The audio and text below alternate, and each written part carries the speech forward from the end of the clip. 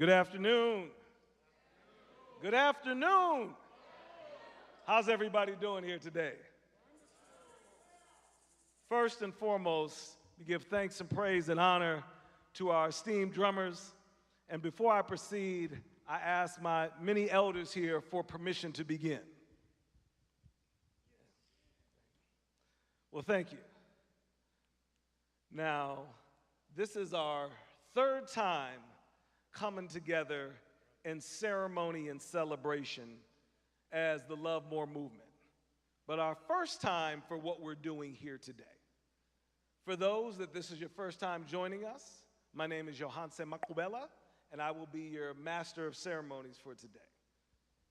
Now, as we know, if you've been to any program before, and I'm sure even if you haven't been to one of these before, you've been to a program, and you know the most important job of an MC is to keep us on schedule, right? And Mama Sonia, every time she talks to me, she reminds me of that. However, as the esteemed Pastor Wilson mentioned to me last time, it's always ironic that the person who is the son of, as I say, maybe the biggest violator of time, my father Dick Gregory, would be asked to be the MC to keep us on time. But just as we're ascending here, I also am ascending in my own family lineage and being a true timekeeper. So with that said, I want to take a moment to make sure that we're clear about what it is that we're doing here. Raise your hand if you were here for our first commencement ceremony for Taliko. Okay? Raise your hand if you were at the second commencement ceremony for Taliko. Okay? Raise your hand if you've ever been to any commencement ceremony before. Graduate, right? We've been to that. Now raise your hand if you've been to an Ascension ceremony before. All right, we got one brother here. This is the importance of this. There's a lot of folks that are doing work in our community, right? I was speaking about this a couple of nights ago on one of the healing stations. We were talking about the role of nonprofits, right?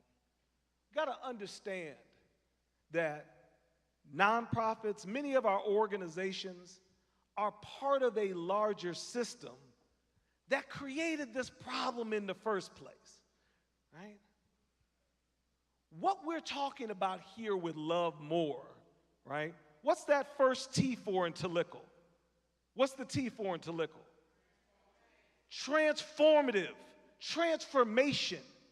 You don't transform by doing the same thing that you were doing before and the same thing that everyone else is doing. If you're really talking about not just lowering some numbers here, having a few less murders here, having a few less of our children go from school to prison, right? If you're really talking about changing that whole thing, you've got to create something entirely different. So us here, as for what most of us is taking part in our first ever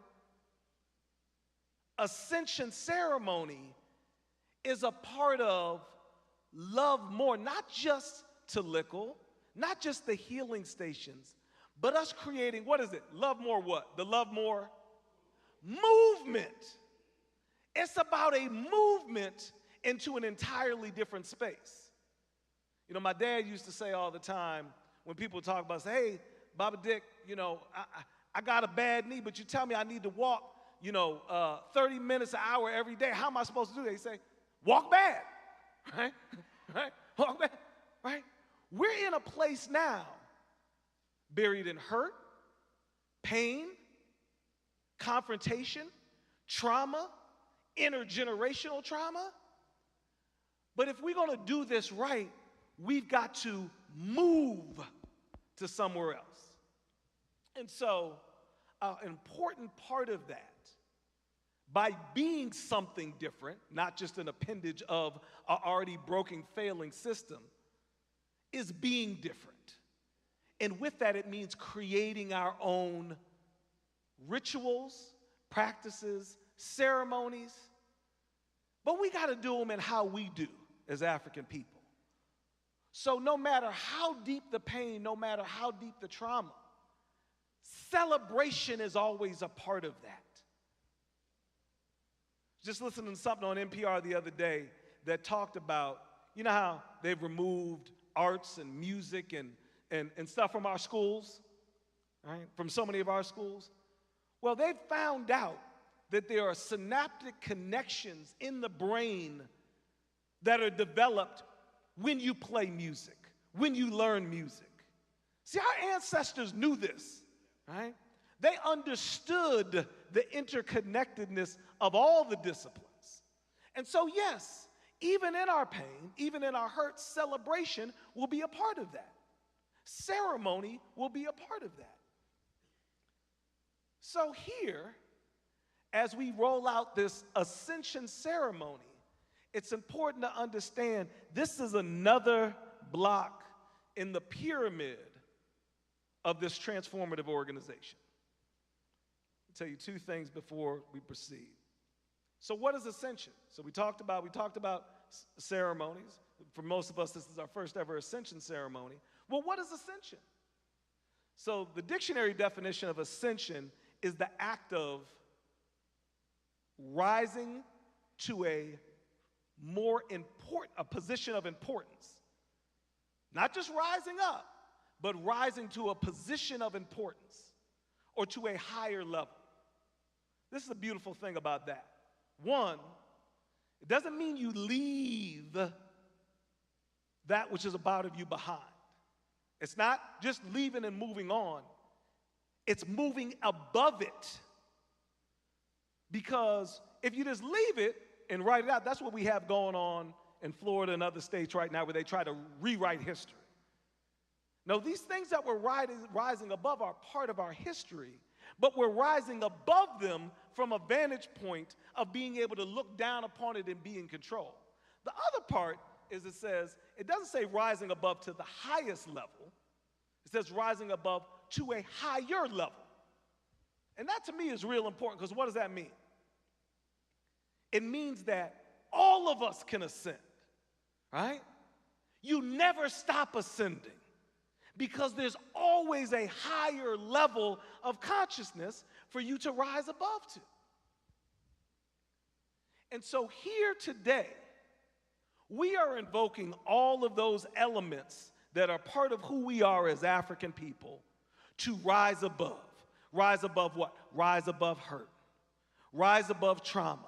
Rise above pain. Rise above beef. Rise above conflict. All these things that we need ceremony to do. So yes, it's no mistake that we're here in Union Temple Baptist Church. And of course, I must honor the presence of the amazing Pastor Willie Wilson and give honor to his daughter, the current pastor, Anika Wilson Brown.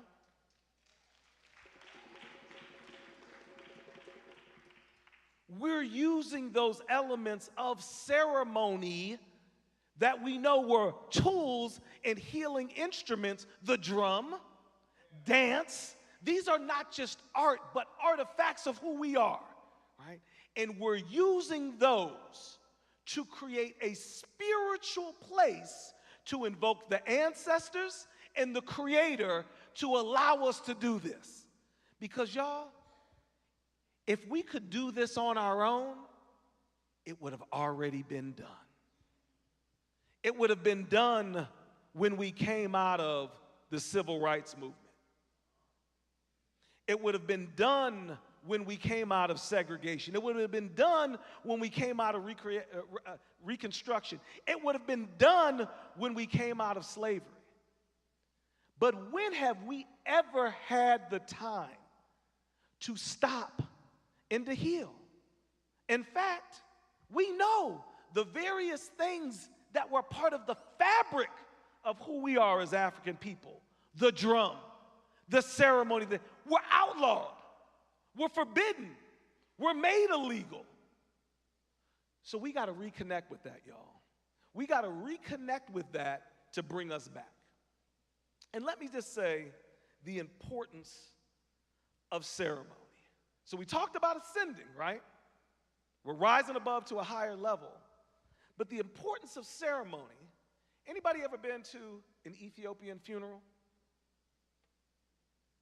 So one thing that you will hear, and it's very distinctive, is a wailing on behalf of the women.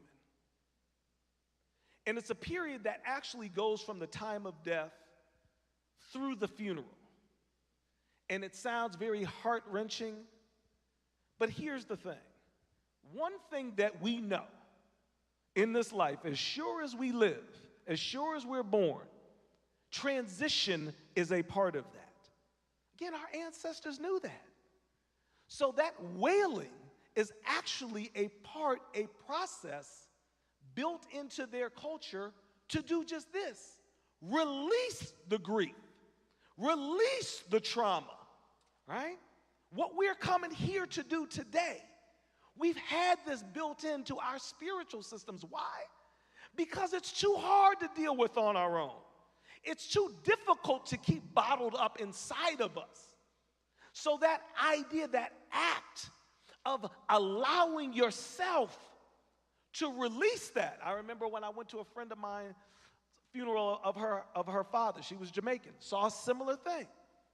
Instead of just being at the graveside and walking away and people we don't even know then put our loved one in the ground, they moved the grave diggers away.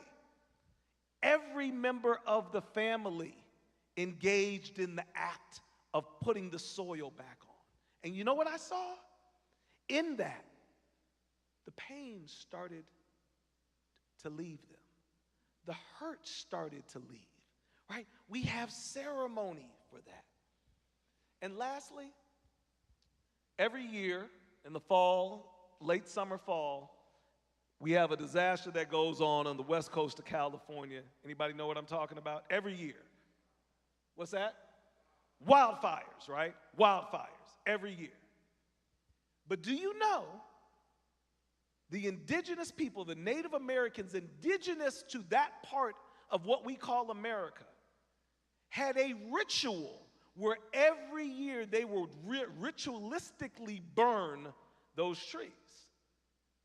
But just like the sun dance and the water dance and the rain dance, they were outlawed, just like they did to our ancestors. They did the same thing to them.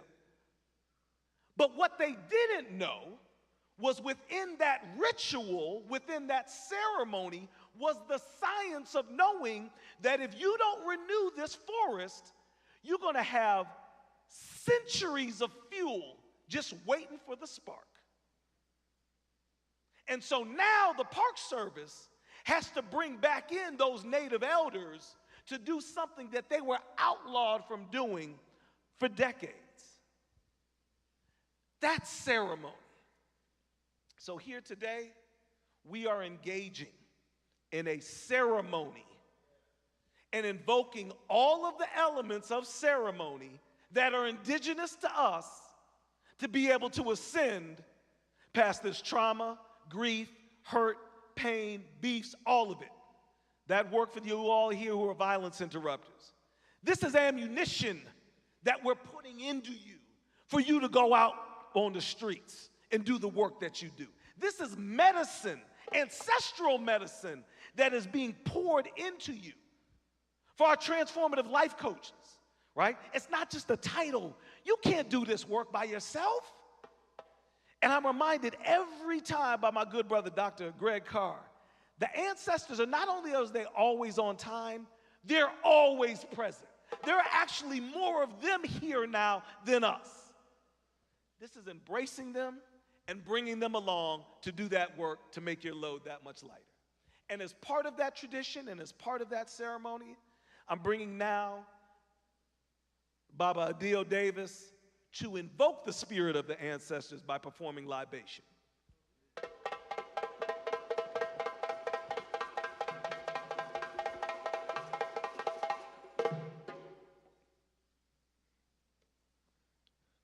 Good evening, everyone. Good evening. Oh, no, no, no. Good evening, everyone. Good evening, everyone.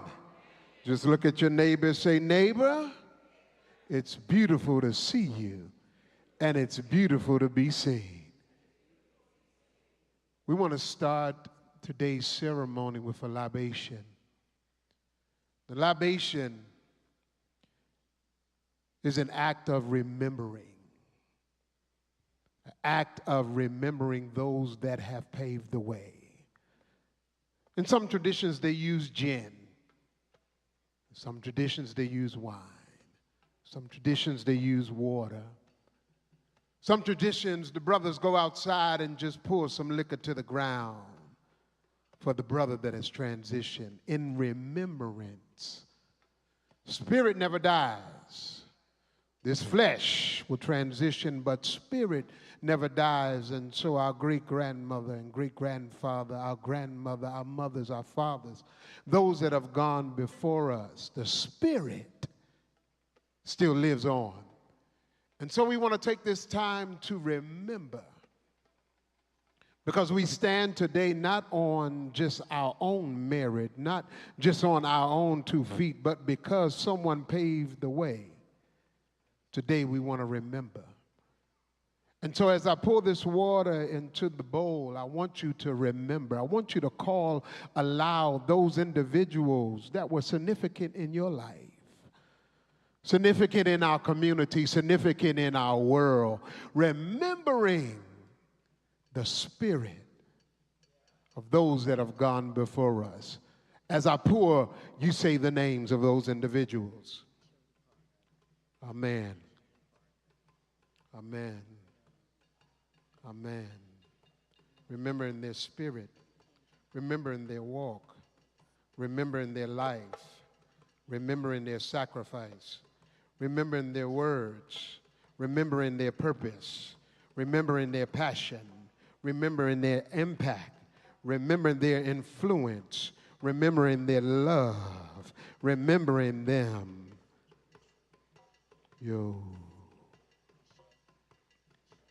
We remembering those that have gone before us. As we stand in this moment, this present moment, and in the days ahead, Father, we thank you. We thank you for this moment. We thank you for this time. We thank you for those shoulders that we stand upon, those mothers, our grandmothers, our grandfathers, our fathers, our foreparents, those kings and queens that ruled, those rulers that ruled, those princesses that stood, those freedom fighters that stood. We stand upon their shoulders today and we remember as we walk in the purpose and the love and the meaning that you would have us to be in this day. And for that we say amen, amen, amen.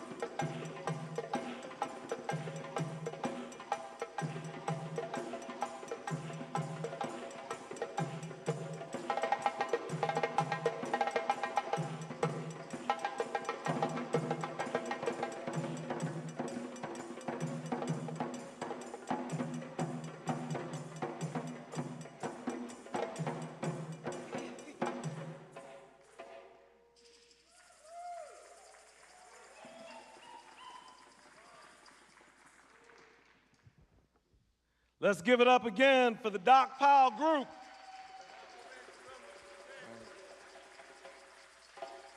Again, all of this is invoking the Creator, invoking the presence of our ancestors to consecrate this space, to truly create a spirit of ascension, right? That's what we do here. You know, for those who are not familiar with African ceremony but have come to church, you know, when we catch the spirit, that's the same thing. That's our ancestors speaking through us, carrying us through our trials and tribulations here. Because again, this is not something we can do by ourselves.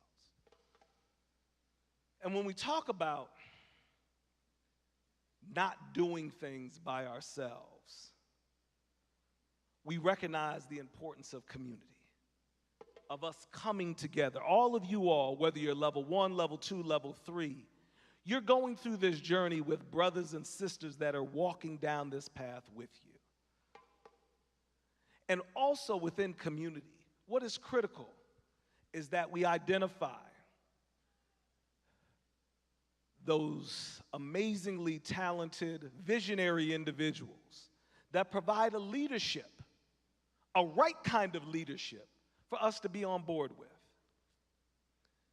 And when we look here at the Love More movement, and when we look here at Talikal and the entire healing station process, I would say this isn't something that happened through osmosis. This is something that this brother, who I'm about to bring on, spent years before the launch, that spent decades studying, investing, building a foundation, which is now the last time we were here. In just this 2 years, this program has grown over threefold. And more than the impact that we're feeling here, it's the impact that's felt outside of these walls.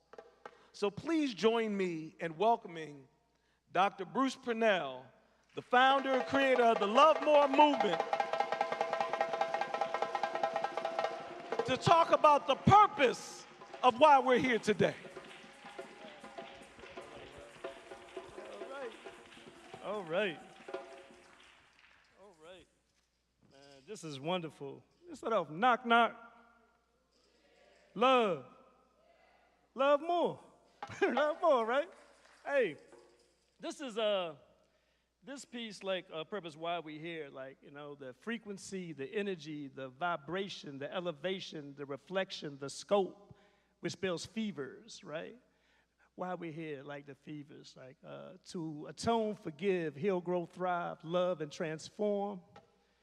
To love, light, joy, hope, peace, purpose, liberation, and transformation. It's a whole lot real quick, but that whole piece is the vibration of why we're here. And in it, I was rewriting our theme song. We have a theme song because Vaughn right here, he said we got to have a theme song. So when I get my instructions, he said, like, we can't move on without a theme song, right? So as I was writing a theme song, and it goes kind of like, the hook is like searching through my heart to see what do I love more. My destiny is to be free. What do I love more? There's 7 doors, but only 1 key. What do I love more? And when I love, will love love me more? Be the butterfly, transform the life we're living. For everything taken, let's double what we're given. Forgiven, forgave, now we'll pray to be forgiven. Lively up ourselves, creating a new beginning. We're loving ourselves, purifying our wells. Energy to our health, birthrights to our wealth. Blessed up to the future, Sankofas are back. Taking all our people with us, leaving nobody back. Transforming our lives till the book has been sealed. Healing people, and the lovers our will. Reaffirming crystal portals to the life that we feel. And the book's already written, so we submit and we kneel. Healing circles, and the light is our view. Vibrating to the highest till our visions are new. We'll be lighting up the dark, and the source is our core. And we loving this life till life loves us more. And that's what we're doing. We're changing the piece. We're talking about rewriting the narrative. We're rewriting the narrative, right? The people aren't the patients. The people are the medicine. So we're pouring into the medicine. As we develop you, that's the vaccine. That's what's going to heal us. This is about you. This is about you. My Together We Rise family, like that piece says, I am because we are. I am because we are. I am because we are. My Bowie State family's here. My coach that coached me when I played basketball, Bowie State's here. Vaughn, Vanessa, Ambrose, and his beautiful wife, Nora. Man, we appreciate y'all, right? We appreciate y'all. And as we bang through this, understand, through this entire piece, this is for you. As we talked about, we didn't have an Ascension before, but a few people, one, Mama Karen Settles, who everybody probably already knows. When you say, I get my instructions, I get my instructions from Mama Karen, and she's like, we got to do this Ascension piece. We got to heal. First piece, we got to heal. We got Miss Senior DC, one of my Miss Senior D here in the house, level 3s, and understand, as we move through who we are and how we be recognized, and we want to thank everybody, for being a part of this movement, this journey. Vanessa's about, what, decade? We got about a decade in? Hey, we doing this thing, y'all, and thank y'all so much for believing in us. And us, I mean our healing. We can't move past another moment without healing, right? We've been through the middle passage, right? We've been through the middle passage, that trauma, no healing. We've been through slavery, no healing. We've been through post-Reconstruction Jim Crow, no healing. We've been through civil rights, them sicking dogs and hoses on our women and children, no healing. We've been through the school-to-prison pipeline, no healing. We've been through the war on drugs, no healing. We're in the new Jim Crow, no healing. We got to heal. We got to heal. Our children can't hold any more pain inside. It's coming out of their pores. So right now, we have to heal so we can move forward. Thank y'all. Know that love wins, right? We're valuable enough to love and be loved, right? We don't have to be extras in our own movie because we're stars, right? The ancestors are the director, our creators the producer. So anyway, love y'all. We move forward, and let's go with the program.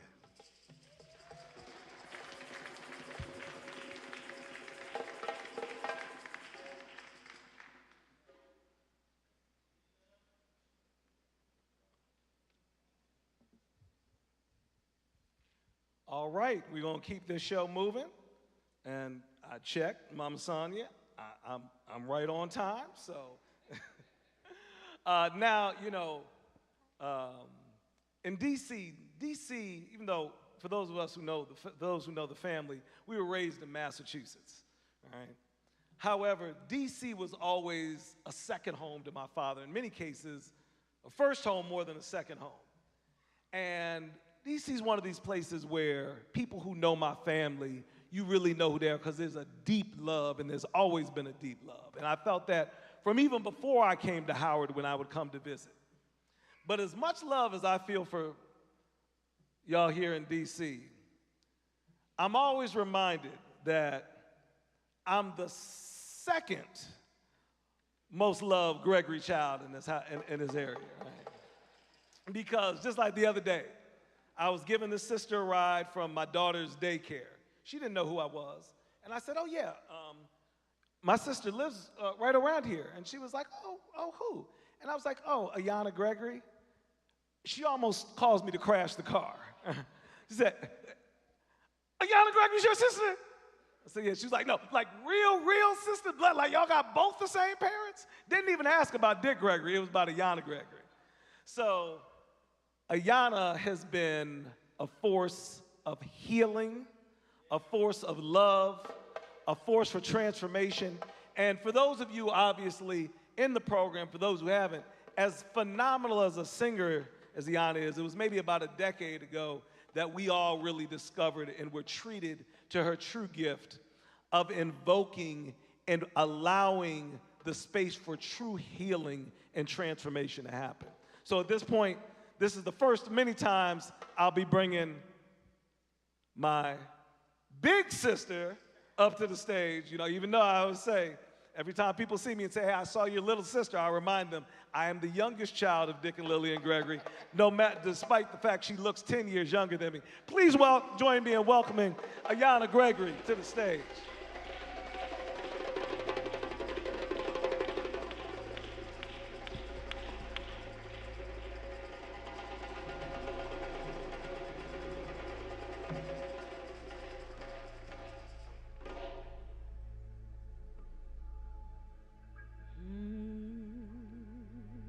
Yeah. Mm-hmm. I love you. Yeah.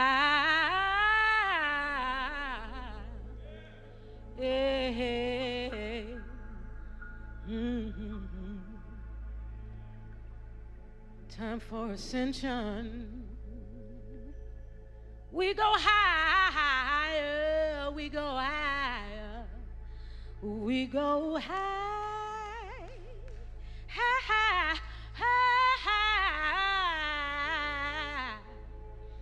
We go higher now. Are you ready? Are you ready? Are you ready? Are you ready? Oh. When the whole folks used to just say, they was feeling some kind of rumblings going on. Can you feel the spirit? Oh, oh, oh, oh. Can you feel the spirit? Can you feel the spirit? Mother, Father, God, ancestor, spirit guides, guardian angels, come. Everybody say, come. Come. Come. Come now. Come now. Come now. Come. Come now. We humbly call on you, Mother, Father, God, ancestors, spirit guides, guardian angels, all forces of love and light. We call on you for our full and complete healing and transformation. Today, we woke up deciding to bury our trauma. I don't even want to say our trauma, to bury trauma and celebrate our birthright. Letting go of individual and collective pain. Everybody say, we are worthy of joy. We are worthy of joy. We are worthy of joy. I want you to close your eyes right now and just breathe. And feel the Spirit of God in you right now. Just feel that tingling. Feel that sensation. You can't stop it. You can't stop it. God lives in you. You can't stop it. Take a deep breath. Yes, yes, yes, yes, Baba.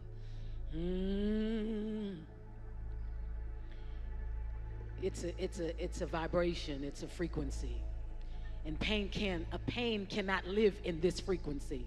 This is the frequency of your birthright.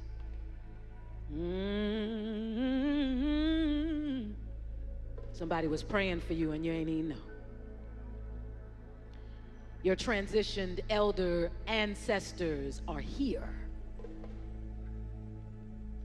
Give yourself permission to stop punishing yourself, Ashe.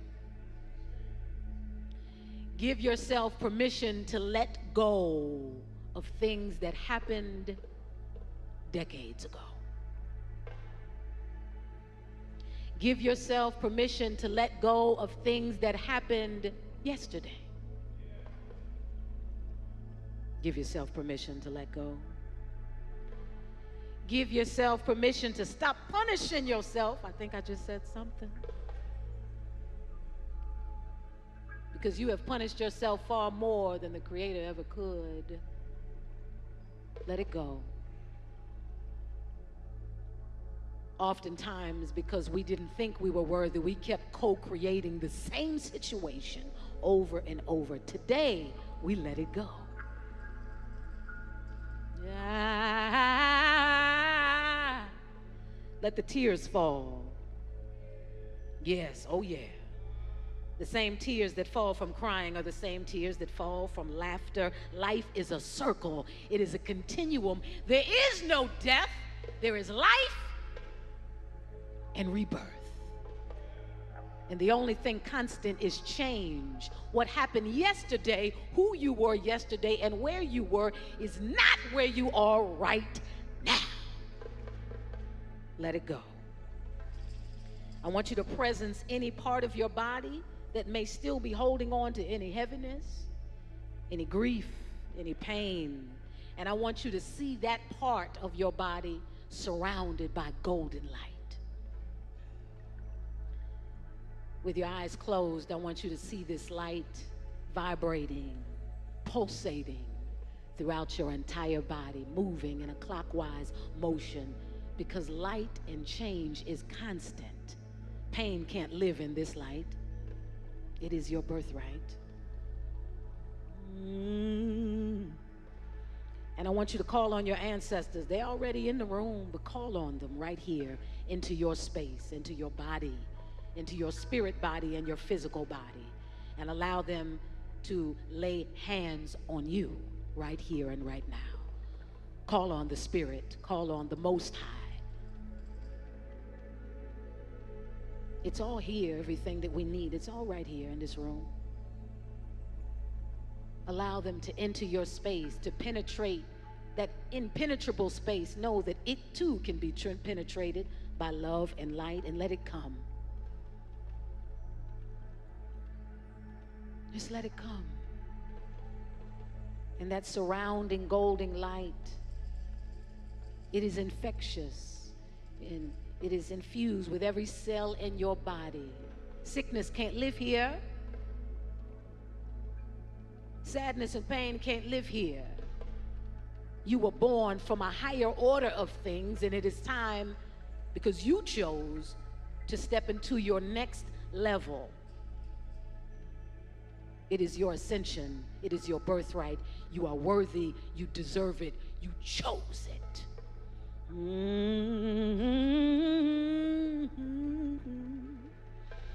Let the healing come now. Let the feeling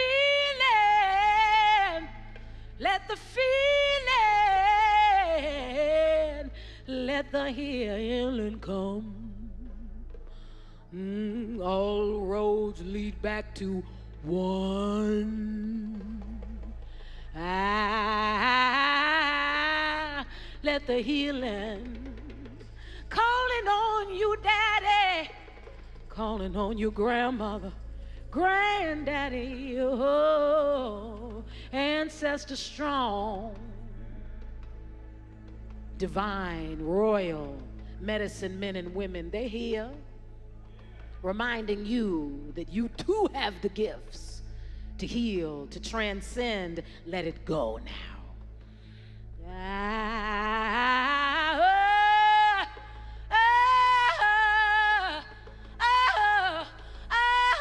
With your hands, both hands in the air, reaching towards the sky. Let it go. Let it flow.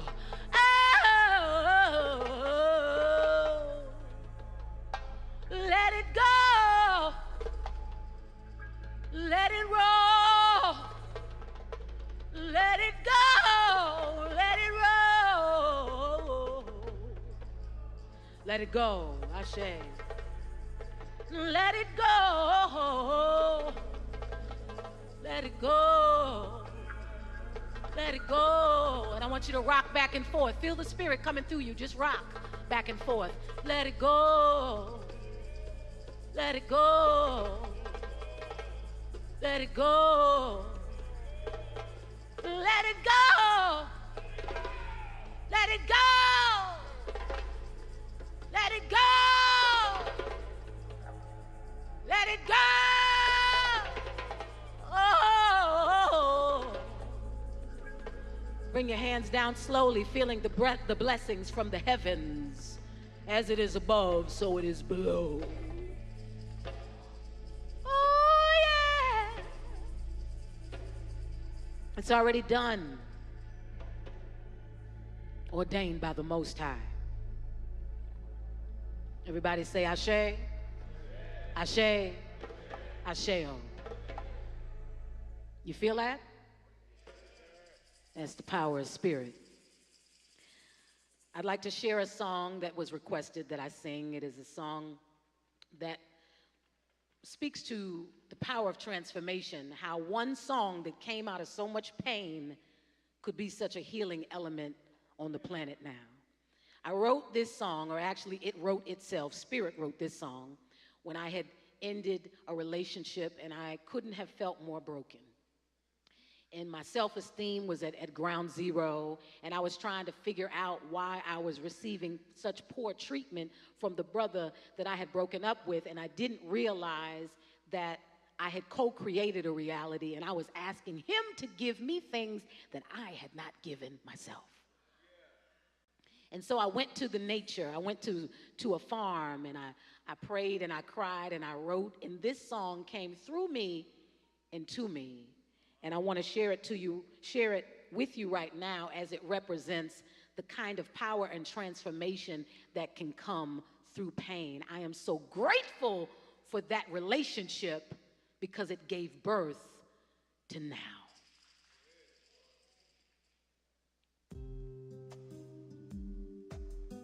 My father, the late great Dick Gregory, he said, "Baby girl, in your travels around the world and all the great things that you will see and do, I want you to remember one thing. If you don't find it, if you don't take it with you, you won't find it there." That's some Dick Gregory for you. It might take a couple of days, but it's gonna marinate. You feel me? Always played the victim role to satisfy my need to be right.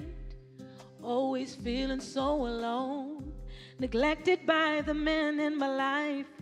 But they were just doing what I wanted. See, they were just giving me what I gave. But now I want the real thing. So let it be a new path I pave. Yeah, yeah, yeah, yeah.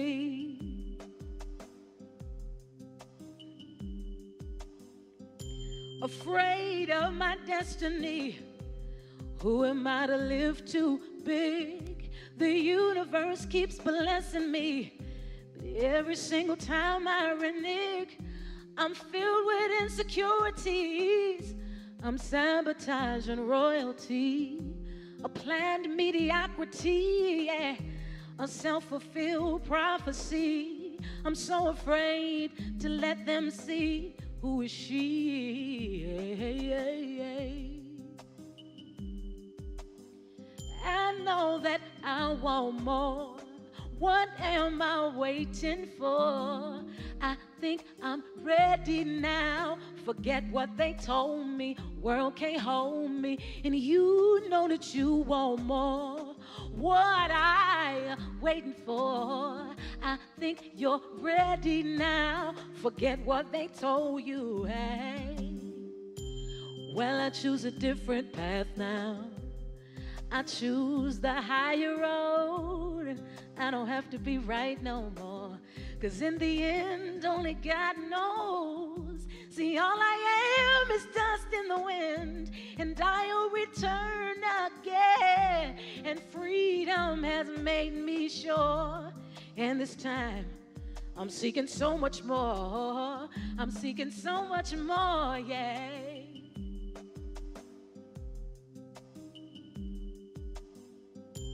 See, now I'ma face my fears. See, I'm not gonna close my eyes. I stand naked before you. See, I release my disguise. And baby, now that I'm free. And baby, now that I'm free. Baby, now that I'm free, yeah. See, I can fall in love with me.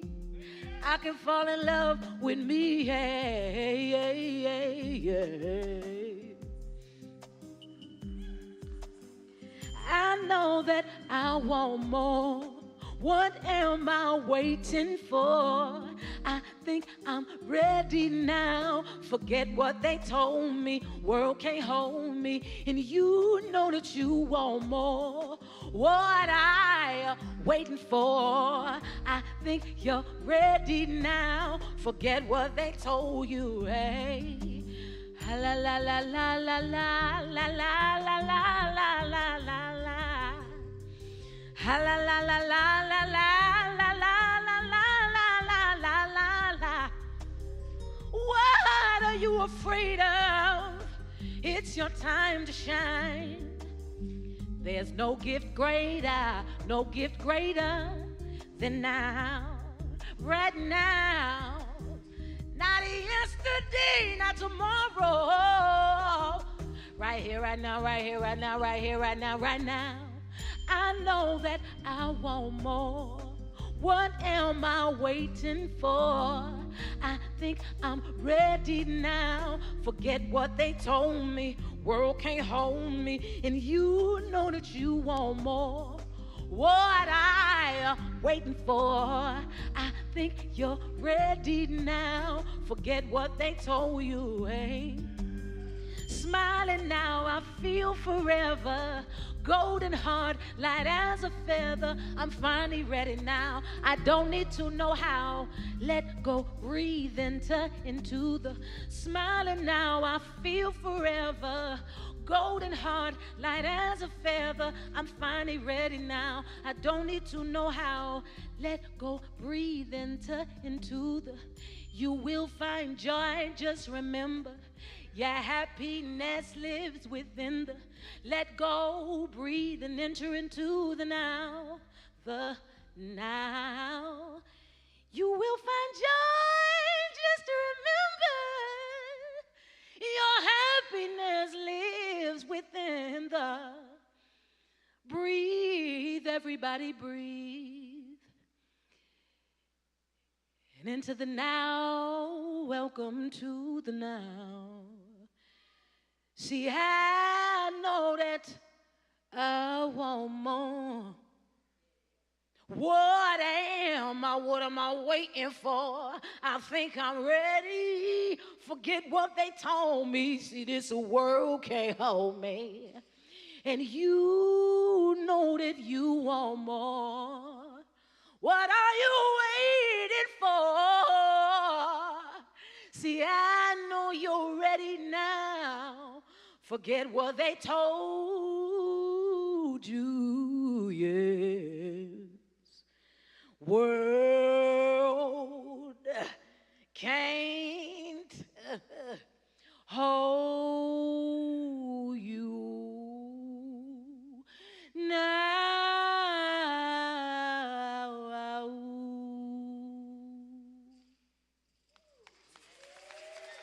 Thank you. I love you. I love you. Thank you so much. I'll see you again later on. It's your time. It's our time. It's time.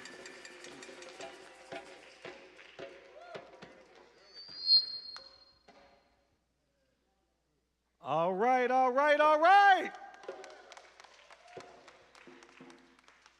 Do y'all feel this? Right? And here's the most beautiful part of this, something that Yana says all the time. We are the change that we've been waiting for, right? Didn't have to stand in line, remember back in the day, stand in line all night at Ticketmaster, right?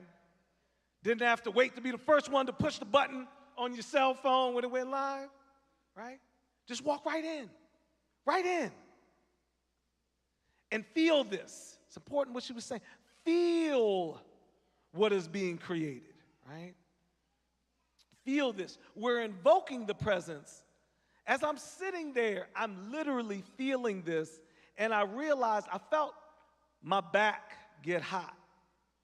I felt this heat traveling up my spine, and I looked back, and I saw Mama Mary McLeod looking right on me, Now, for those who know me, Mama Harriet Tubman, and who I was sitting right, I didn't see her because she was sitting right behind me, is my patron saint. Has been my patron saint for at least the last 5 years. Got me through a whole lot. But all of this is intentional, right? We're using the elements of us: song, dance, prayer, worship, in a house created on those elements as that foundation to do this important work, y'all. To do this important work. And so, what better during this unique Ascension ceremony, we say first inaugural Ascension ceremony, what better, or should I say, who better, to deliver that message, right? Because we know, I don't care how far you are along in your journey. I don't care if this is your first day having any exposure to the Love More movement or your level 3. No matter where you are, we always needed to be reminded. For me, that's what ritual means. Ritual to me directly translates to remember, right? To remember why we're here. And we always need that wizened voice to guide us along in our process.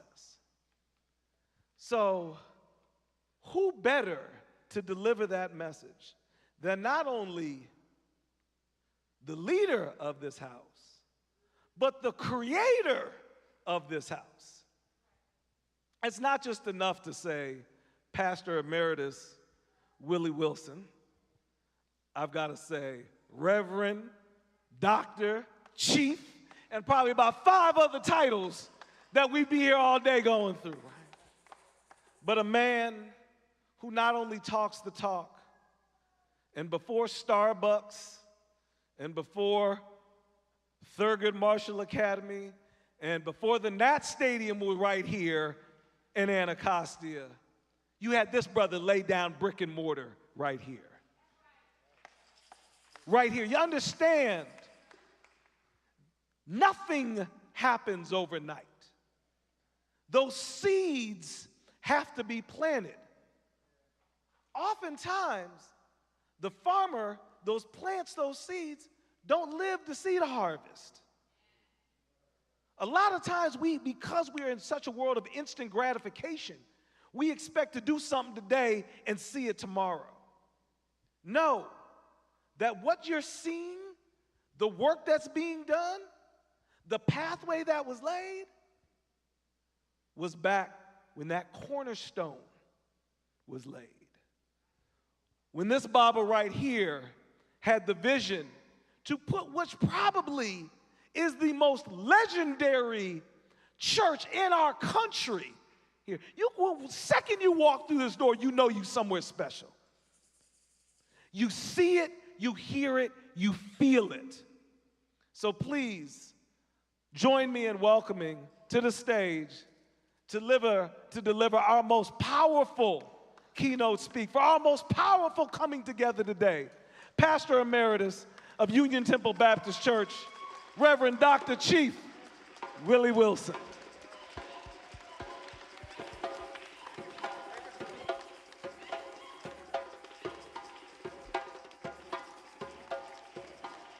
Thank you.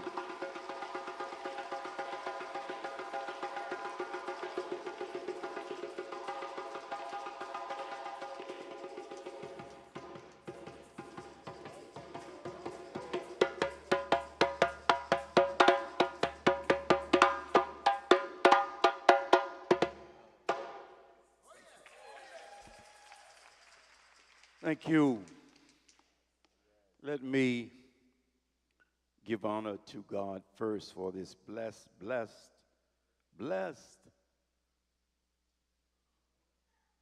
time to be here in this moment. There's a song that says, when you've been there, it's like heaven. And my dear daughter, sister just took us there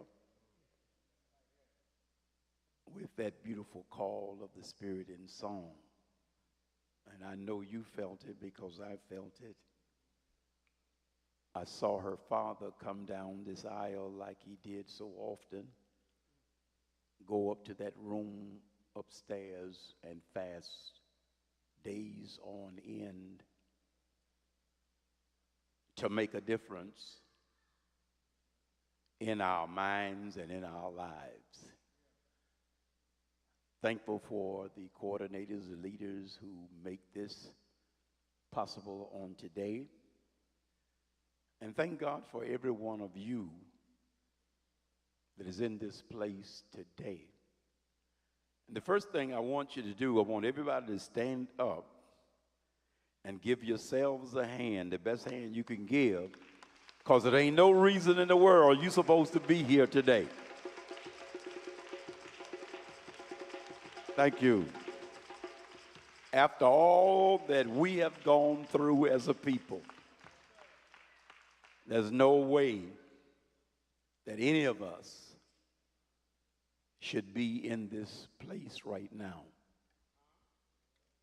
After they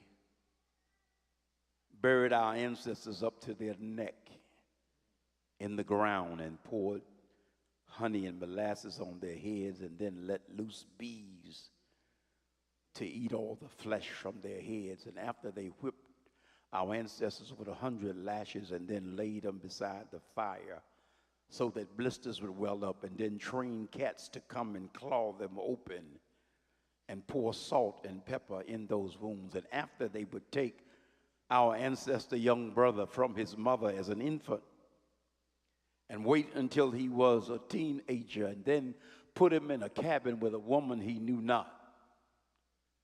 And when he finished, tell him that he is a MFer, because that's your mother that you just had sex with. And after they took a woman because she protested at them having murdered her husband for no reason, pregnant with a baby, and hung her by her feet, took a knife and cut her belly open like you do a hog, let the baby fall to the ground, and then take their foot and stomp the baby, and then cut her into pieces and threw her on the fire.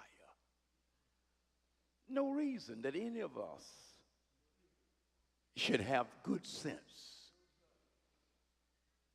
and be able to think and function as human beings after the severe trauma. Let me tell you something about the trauma, because for black people, there's a trauma that is greater than any trauma that any human beings on the face of this planet, black people in America, have experienced. After being captured as slaves, when my visits to Benin, I have seen the cabin where our ancestors were put in the dark with no windows for 6 weeks. And then from there to the hull of a ship, wallowing in their own human waste. And then brought to America and put on an auction block and had their bodies fingered like buying a new calf or chicken. And then sold into slavery. So there's no reason that we should be here and be alive today, thinking and functioning in any capacity. There is a woman, and let me share with this, because there is a collective trauma that all of us experience. There is a Jewish woman by the name of Rachel Yehuda. She is classified as the authority on epigenetics. Epi means lay upon or lay on. And of course, we know genetics is the way in which certain character traits are passed on from one generation to another. And she was doing her research, working on her PhD, and this is how she ultimately becomes the authority on epigenetics. And she was studying the effect of the Vietnam War on soldiers who had fought and been on the battlefields of Vietnam, trying to understand how to heal the severe trauma of seeing their friends, their associates, their brothers killed in the battle, on the battlefield. And as she did her study, one of her associates said, she being Jewish from Cleveland, Ohio, why don't you try this study on your own people and see if there is some residual effect of this trauma that your ancestors experienced in the Holocaust in Germany. And so she went home not expecting to really find anything. She's going to interview the elders who were actually direct descendants or who were actually in Germany during the Holocaust. But to her amazement, as she talked to the children of the children of the children who had been in the Holocaust, they themselves never having even been to Germany, less more of the Holocaust, they were having dreams and nightmares and fears and angers and all kinds of emotional experiences, and they had never been to Germany. What she discovered, when you talk about epigenetics, laying on the gene, she discovered that there was a trauma gene on the genes of children whose parents were in the Holocaust. Now, that may be true. I don't doubt it one bit. But the Holocaust only lasted 5 or 6 years. Take your ancestors who were in a house with no windows for 6 weeks, then in the hull of a ship for 8 weeks, then several hundred years of slavery in America. So that on our genes is laying on our genes is the trauma in our genetic memory of what happened to our ancestors several hundred years ago. And a lot of times we do things, we act out of character and don't know why. Why? You've seen in your own family, your own self, acting out. Somebody said, well, what I said wasn't all that. It can be what somebody says. It can be the expression on their face when they say what they said that reminds them how somebody's face looked when they said what they said. It can be what they did or did not do. But it can be what you heard that they don't know you heard. It can be what you saw that nobody knows that you saw. And yet it dwells in your mind. And every now and then, whenever something happens that reminds you of it, all those feelings conjure up. I was on a trip to Pittsburgh a couple of years ago, go to the funeral of one of the brothers of the temple here. We took several carloads up there to be with him as his mother had transitioned. And we stopped at one of the car stops where you stop, truck stops, whatever you call it, with all the eating places to get a bite to eat. And as everybody went inside and got something, I was with this one brother. We came outside, nice sunny day just like today. We had been talking along the highway on our way to Pittsburgh and somehow got on the subject of the war in Vietnam. I said, well, what was your experience in Vietnam? When I asked him that, he turned immediately away from me. And I didn't know what he was doing. I thought maybe he was looking at something in another direction. It took him about 2-3 minutes. He turned back around. And when he turned back around, tears were streaming down his face. And it took him a minute to even say anything. And then he finally said, I was on a mission, and they sent us out to kill some Viet Cong who were holed up in this place. And we went out and we bombed it. Killed all the Viet Cong, so we thought. Only to find out it was American soldiers.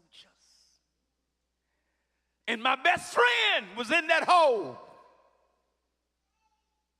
And I killed him. Didn't know it was him in that hole. That's how deep, four decades ago. And here he is on the highway of the New Jersey Turnpike, crying uncontrollably, thinking about what had happened 40 plus years ago that was still haunting him. And what Rachel Yehuda found is that what's going on and what's happening with you when you have trauma, it endures and it lasts until you deal with it, until you address it. And in the military, the best method that they have found for people that's dealing with trauma, there's a place in California where they take veterans, and they give them some therapy, and then they say, look, you got to go back to the battlefield where this happened. And you got to look at it. And you got to deal with it. You got to face the fact of what happened in Vietnam and see it for yourself. See that field where you were. Remember all that occurred and then address it and deal with it. That's the collective trauma that we as a people have to deal with. Then we got personal trauma. I was counseling a couple. They were about to get a divorce, and they asked as a last-ditch effort, will you counsel us and see if we can save our marriage, because we're about ready to break up. Husband said, I can't take this no more, because every time I come home, I work in home improvement, and every time I come home, sometimes I work late at night, and when I come home, I've got to open the door and then wait to see if a pot or pan is going to come flailing out, because she's going to start throwing stuff at me, because she's believing that I'm having an affair with somebody. She said, I can't be working. So when they came to my office right in here, I said, well, sister, can you tell me, do you have any evidence that he's messing around? Do you really know that to be a fact? No, I just know it. I just know it. I just know it. I said, well, how do you know? I just know it. I just know it. I just know. What he says is, but I just know it. I just know it. I know it. I know it. I said, well, there's got to be a reason why you think this way. And I want you to go home, because I can't help you right here, right now. But you got to find out where this thought is coming from. She goes home that week. Some of y'all remember the TV series Touched by an Angel with Della Reese. And she is watching this particular episode where this woman goes to a psychiatrist. I want you to feel this now. She's watching television on a story that's not real. And the woman is lying on a couch. And she's lying on her couch. And she's watching the psychiatrist give therapy to this woman about her situation. And he takes her back in time to when she was a little girl. And she, as he takes her back, she remembers that her father had molested her. Sister goes back in time on her couch for real, in real life. And she sees her father and his best friend laughing. Why are they laughing? She gets in a skirmish. She's dark-skinned. Listen to this. She gets in a skirmish with a little girl who's light-skinned with long, straight hair, and she's got African hair. And father and his friend are laughing. Now, she concludes, given the universal impact and influence of white supremacy on black people before they're 5 years old, she concludes, in a society that says if you're black and dark-skinned, you're inferior. If you don't have straight hair, you're inferior. She concludes the father and his friend are probably laughing because it's two little 4 or 5-year-old girls. What can they do? Skirmishing, and it was funny to them. She concludes they laughing at me because I'm dark-skinned and she's light-skinned. And so from that time on, all the way through, she recovers this when she comes back to my office and tells me this. She said, I got it. And she begins to tell this story. And she said all the way through high school, even though she's more attractive than her lighter-skinned sister, boys try to talk to her. No, you don't want to talk to me. You want to talk to her. So this mentality that her husband was getting out on her was coming from her own insecurity based on something that happened when she was 5 or 6 years old. And she had never addressed it. So, in an indirect way, I have dealt with one way in which we can deal with trauma, and that is by facing it and dealing with it. And once she was able to deal with it and understand where her behavior was coming from, she was able to overcome it. I'm going to tell you two more. I had this woman that had been married 4 times. She was going for number 5, divorce, that is. And she comes in. She said, I'm ready to divorce him. I said, well, you've done this 4 times. And what's the deal here? She said, I don't trust him. I said, you don't trust him? What about number 1? Didn't trust him. What about number 2? Didn't trust him. What about number 3? Didn't trust him.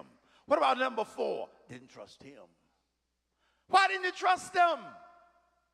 I don't know. Look, she was from St. Mary's County, Maryland. I said, go home. Think about it. You got to give me an answer why you didn't trust these men, and you can't tell me nothing that they did, but you didn't trust them. She goes home and she thinks about it 2 or 3 weeks. She comes back. She said, I think I got it. I said, well, right, tell me about it. She said, I grew up in St. Mary's County, Maryland, a little country road where I walked to school every morning. And as I walked to school, I would pass by my cousin sitting on the front porch, and I'd wave at him, and he would wave at me every morning.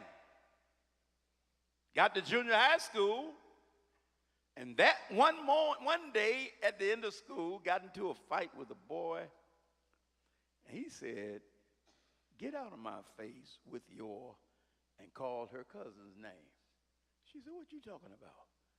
He said, everybody in town know. He said, know what? He said, you know. She said, I don't know what you're talking about. What you talking about? He said, that's your father. She said, no, it ain't. That's my cousin. She goes home, doesn't ask her mother, doesn't ask her grandmother. Mother dies. Grandmother dies. She still don't know the truth. Finally, she asked an aunt. Aunt said, yeah, you know how we do. Every family got some mess like this. Yeah, he is your father. And so he and your mother got together and they copulated, and we never told anybody, didn't tell you, but that is your father. Now here she has gone through 4 marriages, getting ready to do number 5, based on a lack of trust, based on what her mother and her grandmother did not tell her. And so she had gone, true story, she had gone to the cemetery for 9 years, talking to her mother and her grandmother who can't talk now. Why didn't y'all tell me? You didn't tell me that was my father. So when she tells me this, I said, look, your mama gone, your grandmama gone, you got a lot to say to them that you can't say in person in the flesh, but I want you to write them a letter. And I want you to tell them everything that you want to say. If you got to cuss them out in the letter. Whatever you got to do to free yourself, do it. She wrote the letter. I said, after you write it, put a stamp on it, put it in the mail. Be through with it. She wrote the letter. She put it in the mail. And she regained her sense of self. All that she had been robbed of. You think about that. Think about those 4 marriages and what could have been, would have been, except for that one lack of trust based on what her mother and her grandmother did not tell her. One more and I'm finished. This one is based on knowledge of self. Now I want you to say something for me. I want you to, whoever's close to you, hold them by the hand and tell them, whatever you think of me, come on, say it. So whatever you think of me ain't none of my business. That's what I'm talking about. That's what I'm talking about. I went over to Anacostia High School about 4 years ago now. And of course, you know Anacostia has changed. 75% of the teachers were white 4 years ago. I don't know what it is now, probably 95%. Because they get free relief of their college loans on this Teach America program. Go teach in the ghetto, in black school, and we're going to erase out all your debt. So they're telling me about all these students that don't come to school. I'm talking about killers. I'm talking about delinquents. I'm talking about drug dealers. I'm talking about some of these shooters out in the street. They said, oh, yeah, we got about 60 that don't come to school. I said, well, tell them Reverend Wilson want to see them. And on Thursday, tell them, get that message to them that I want to see them. They come into the school, cold, wintertime. Before they can sit down, before they can take their coats off, and I say, and you ain't no nigger. You're a child of God. You're made in his image. You're made in his likeness, which means that you are a little God with a small g. Since you're in his image, Erykah Badu says, since you're in his image and his likeness, go on and act like a God. Go on and be a God. And so when I said that and they sat down and took their coats off for the next 45 minutes, you could hear a pin drop because I began to tell them about their history. I began to tell them that you are the original man of the earth. I began to tell them that if there was an Eve, she was a black woman. And that the scientists through DNA that is 98.9% correct took the placentas from 147 women from all over the world of every ethnicity, did what they do to extract the pure DNA, froze it, then unfroze it, then spun it in a wearing blender just like the one you got in your kitchen, then froze it again, then blended it again. And guess what they found out? The first woman from whence every human being on this planet came from was an African woman. So white people that think they white, they in for a real awakening. Because they came from us. And when they went to the cold climates, their skin lightened up in order to deal with the cold weather. And they can't stand no heat because they ain't got no melanin. Go out there now. They out there running now half naked.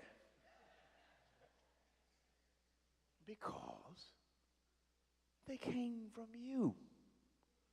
Begin to tell them that the oldest remains of human beings, Olduvai Gorge in Tanzania, East Africa, 3,600,000 years ago, Ethiopia, 4,100,000 years ago.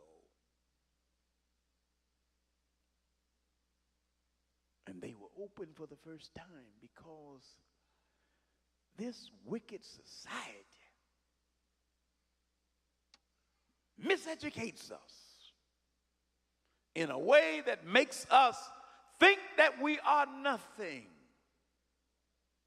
You got to think about death in different terms. It's not just physical death, institutional death, miseducation, jail.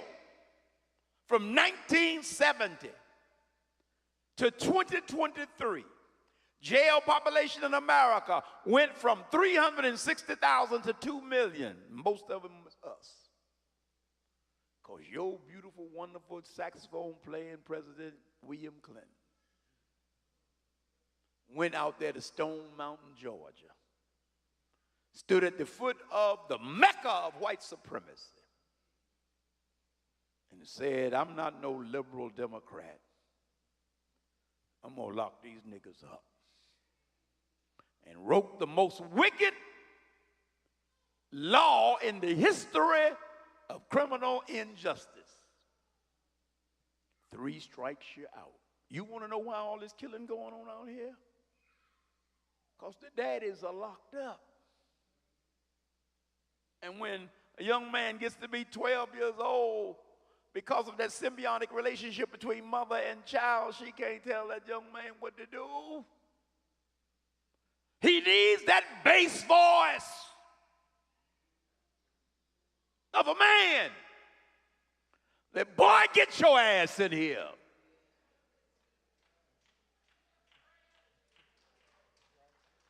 And without that, they have no guidance.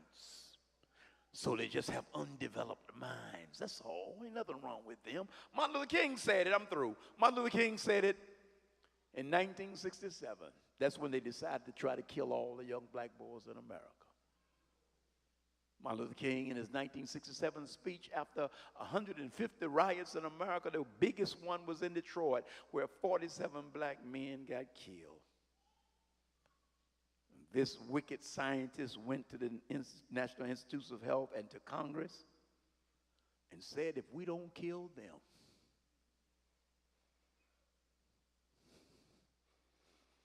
they gonna kill us. So they created crack cocaine in a laboratory at UCLA in Los Angeles, tested it out in San Francisco, and then spread it to LA. I know some people personally who started making that trip. One young sister, part of this church, making trips to California to pick up crack to bring back to D.C. Got caught at the airport. And it spread all over the country. So they called me to Congress. They called me to the court last year. They said, well, Rayful Evans has turned up so much evidence. He snitched on so many people. He deserved to get out. And we want to know what you think, Reverend Wilson. I said, let him out, because y'all put him in there. You created crack.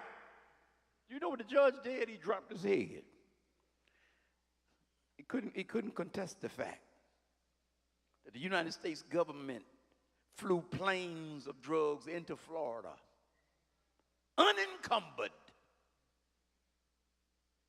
so that they could spread this drug. And then Clinton passed all the laws to lock up all the black men. Even Reagan's assistant, John Ehrlichman, said this wasn't no war on drugs. It was a war on young black men. Trauma. What is the trauma about? Because young black men have guns that are locked and loaded. And I'm not talking about no bullets. I'm talking about a piece of flesh dangling about 6 inches below their navel.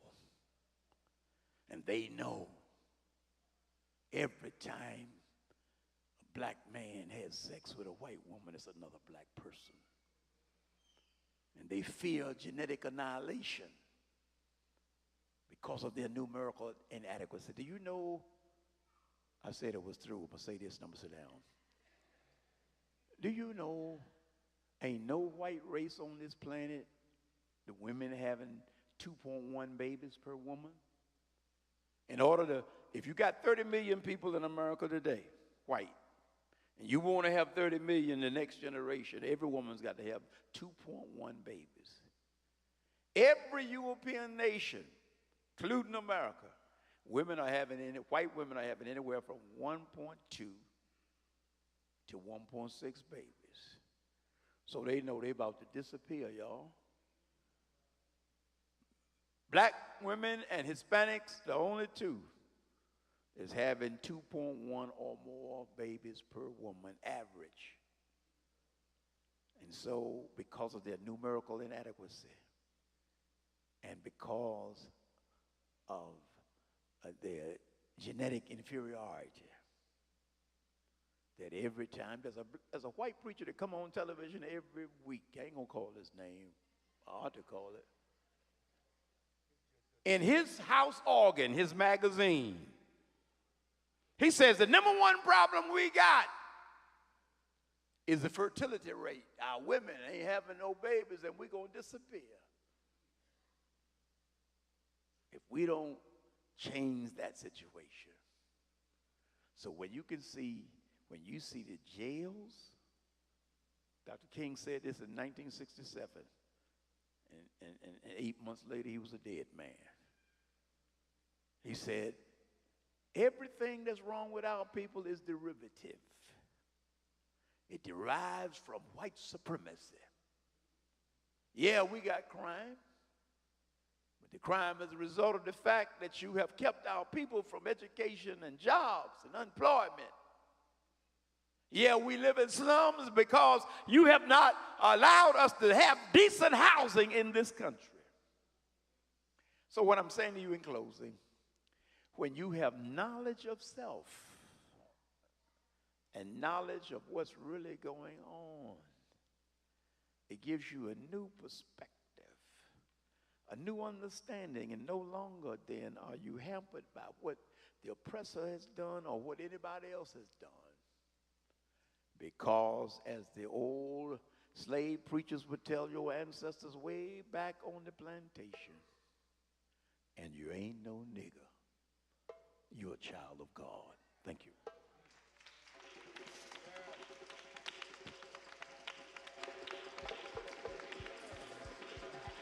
All right, all right, all right. Wow. Thank you, thank you, thank you, thank you, thank you.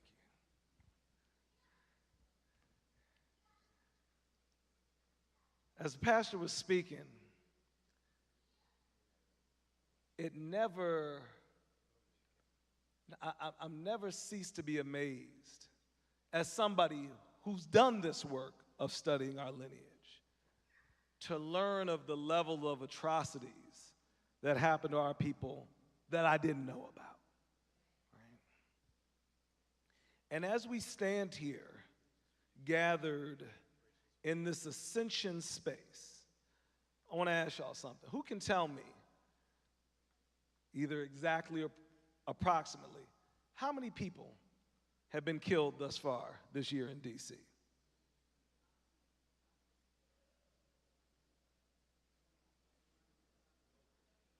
What's that? 40-something? 40-something on there. Right? Right? Is it about 135? Dr. Bruce, any idea? How many people?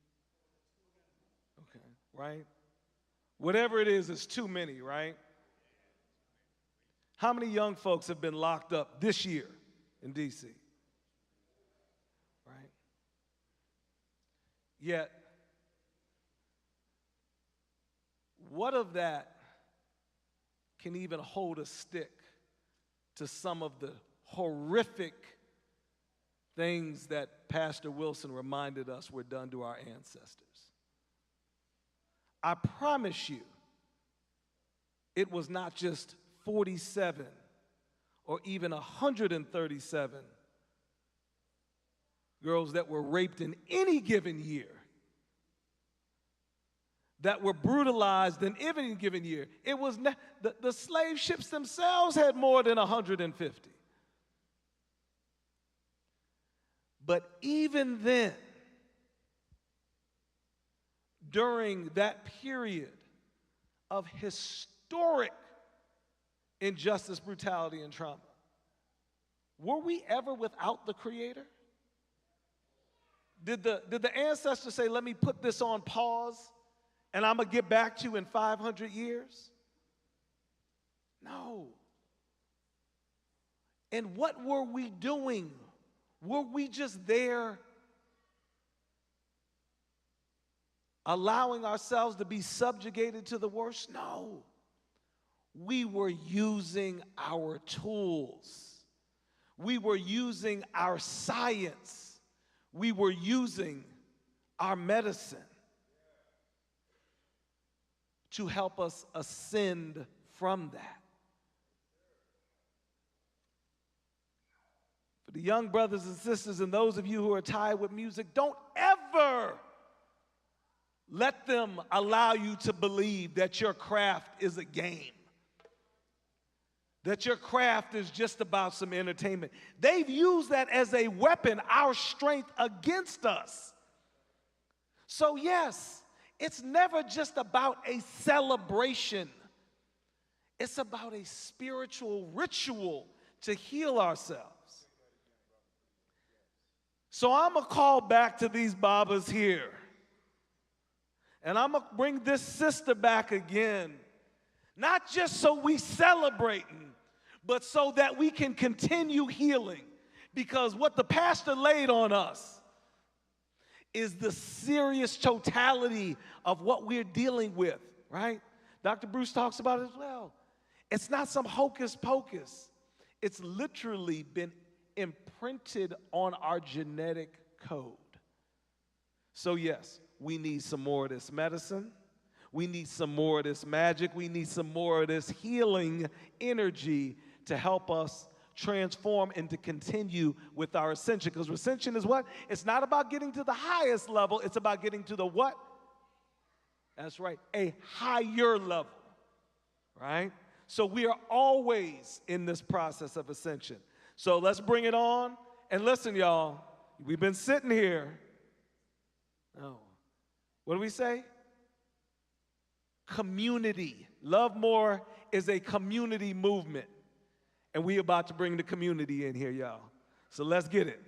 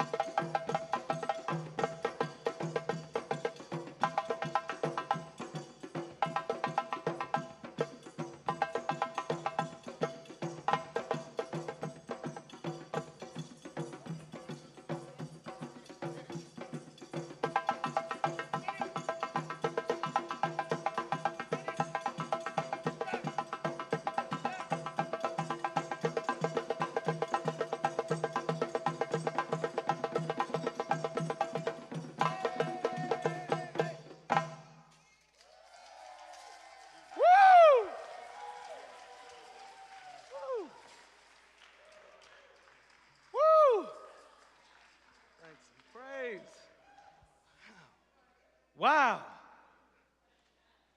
See, this is what a love more ceremony looks like. How many of y'all here thought you were coming to dance class when you came here this morning? How many of y'all thought you were going to the gym? But see, because we've forgotten so much, we've got to remember. What did I say ritual was? Remember. We have to remind ourselves. Now, I'm going to tell the sister, I'm not lying. But this morning, I did my HIIT workout. Went on YouTube, did my 20 HIIT.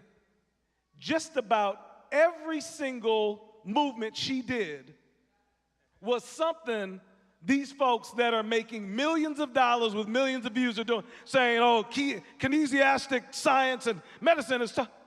Our ancestors have been knowing this for years. No. Millennia. And they understood. Now, mind you, all of y'all here just did 10 minutes of a high-intensity interval training workout without even knowing you were going to do it. Now, if I had asked you this morning, how many of you all are willing to go to the gym with me? Right? There's been some of us, right? But also the brilliance of remembering. Remember, you know, when Pastor Wilson was talking about this being, you know, going into the genealogy of our people, we're talking not only a century, a couple of centuries, we're talking hundreds of thousands to millions of years of scientific observation that went into what we call dance.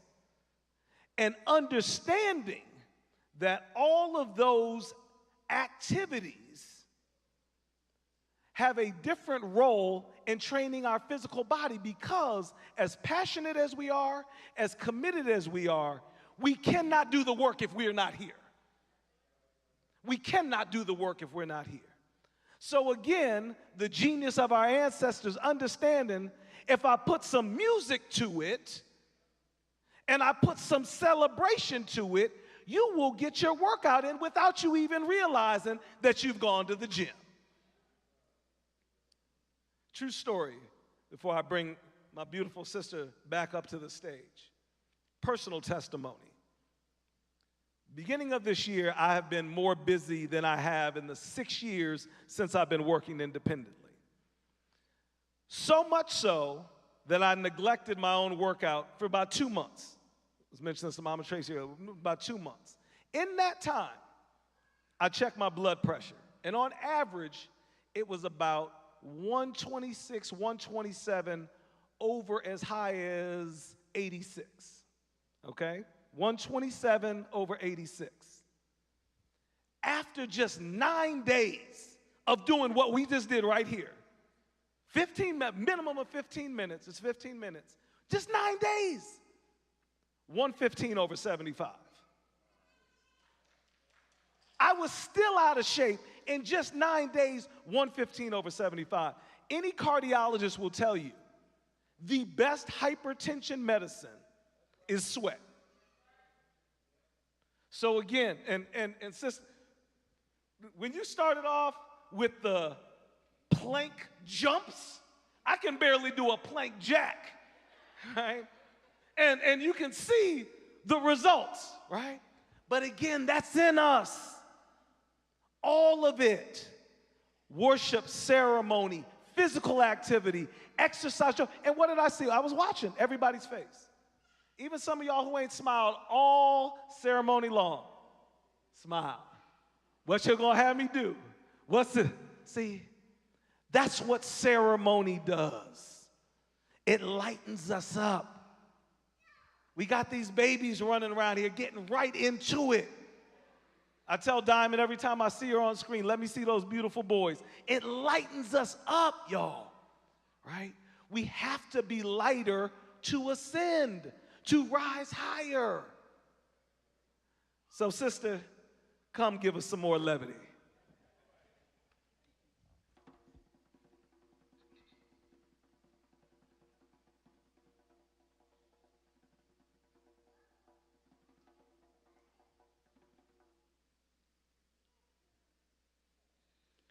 Rise up from the ashes below. Your destiny is waiting upon the highest mountain. You'll go with God as your guide. Rise up from the ashes and soar, 'cause life is so much more. And in the end, you know this. Rise up, Phoenix. Rise up, Phoenix bird, rise up from the ashes. Birds flying high, you know how I feel. Sun in the sky, you know how I feel. Breeze drifting on by, you know how I feel. It's a new dawn, it's a new day, it's a new life. It's a new life for you and me. I want y'all to do this with me. Everybody say, hi, hi, hi, hi, hi. Hi, hi, hi, hi, hi. Ho, ho, ho, ho. Hi, hi, hi, hi, hi. Hi, hi, hi, hi, hi. Oh, oh. We are the ones we've been waiting for.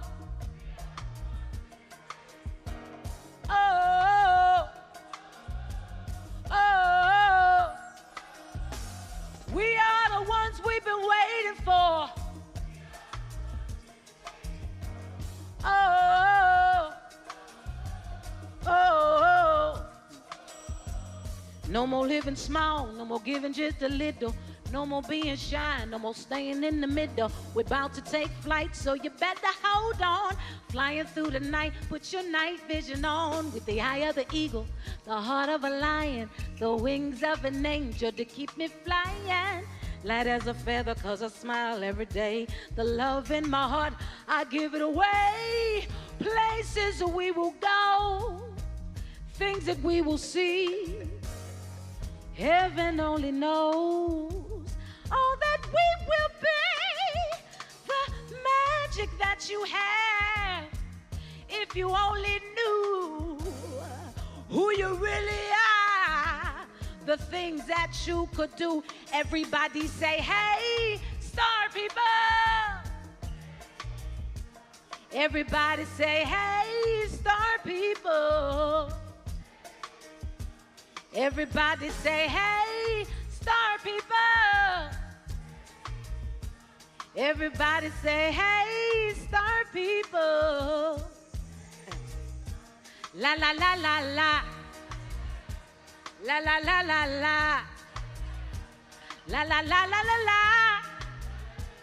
La la la la la. Do this with me right here. Everybody say, ah.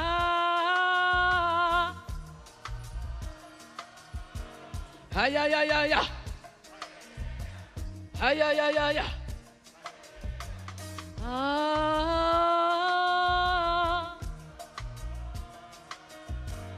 Hi, ya, ya, ya, ya. Hi, ya, ya, ya, ya.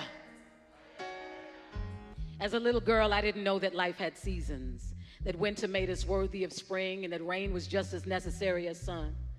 I spent a whole lifetime avoiding pain and struggle only to find transformation waiting for me on the other side. I spent a whole lifetime seeking love on the outside only to find love waiting for me on the inside. It's a critical time now, a time to remember and recall who we are and become who we was born to be.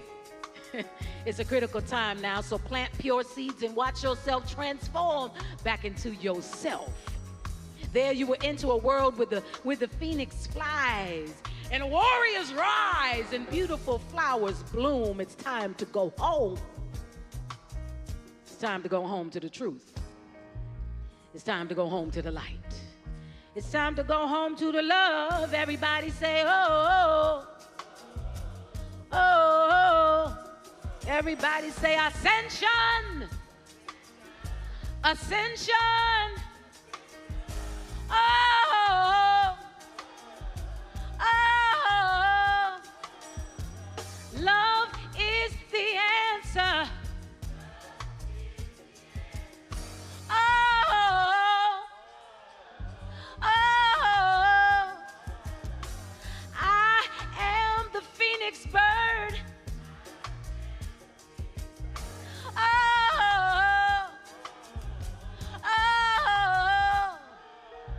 go. Hi-ya, ya, ya, ya. Hi-ya, ya, ya, ya. Hi-ya, ya, ya, ya. Hi-ya, ya, ya, ya. Higher and higher we go.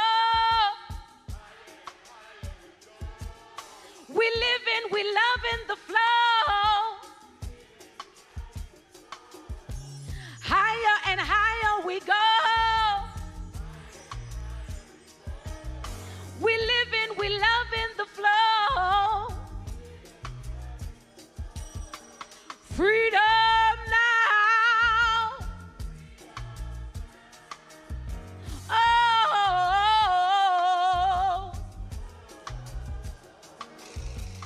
freedom now. Oh, can I get everybody to stand up right now? And just feel the rhythm. Feel the spirit running, coming through you. The only thing that can live in this space is the light.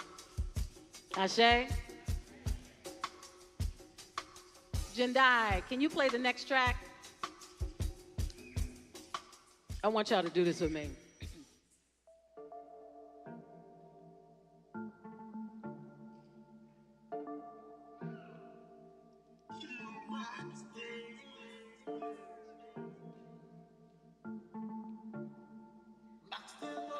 Turn it up just a little bit.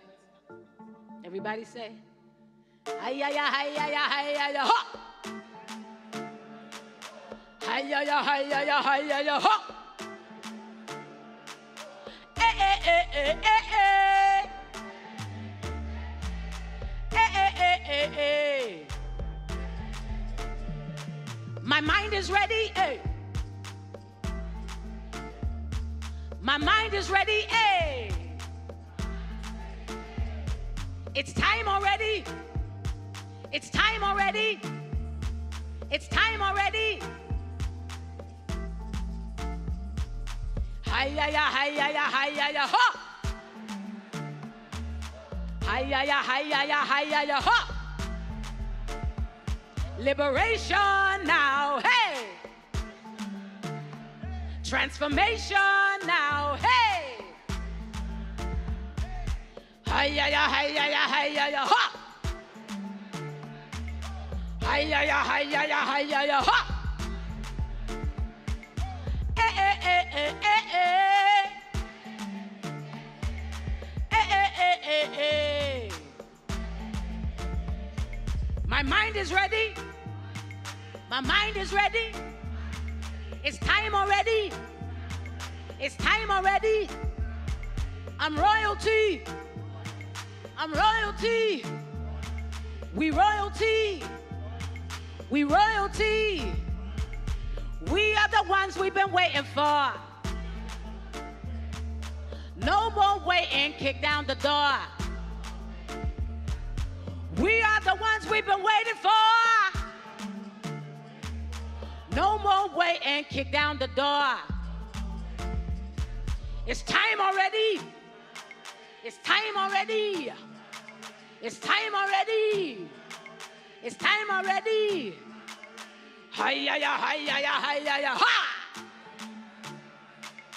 Hi-ya-ya, hi-ya-ya, hi-ya-ya, ha! We are the ones that we've been waiting for. Repeating after me. We are powerful. Powerful. We are the light. We are the love. We got the power. We got the power. We got the power. We got the power. Ay-ay-ay-ay-ay. Ay-ay-ay-ay-ay. It's time, y'all. Amen? I can't hear you. Amen? I can't hear you. Amen? Everybody take one hand towards the center of the room. This powerful vortex of energy is not healing your space and your life, but this energy is going out into the ethers. It's traveling into spaces and places that we can't even see. It is moving, it is ebbing, it is flowing. Everybody say, I am. We are the frequency of God. God comes to us and through us.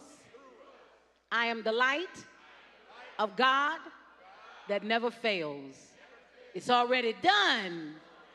We already won. Ashe, Ashe, Ashe, oh. I love you, I love you, I love you. Thank you. Woo. Community, healing, releasing, burying, hurt, trauma, grief, loss, pain, beef, confrontation, ascension. Right? This is what community looks like, y'all. How many of y'all got the script when you came in the door? Wait, who still has the script? Wait, you tell me this wasn't the script? You tell me, wait, nobody told my two little ushers here what to do? See, in community, there is no such thing as a single parent, right? In community, there is no such thing as unable.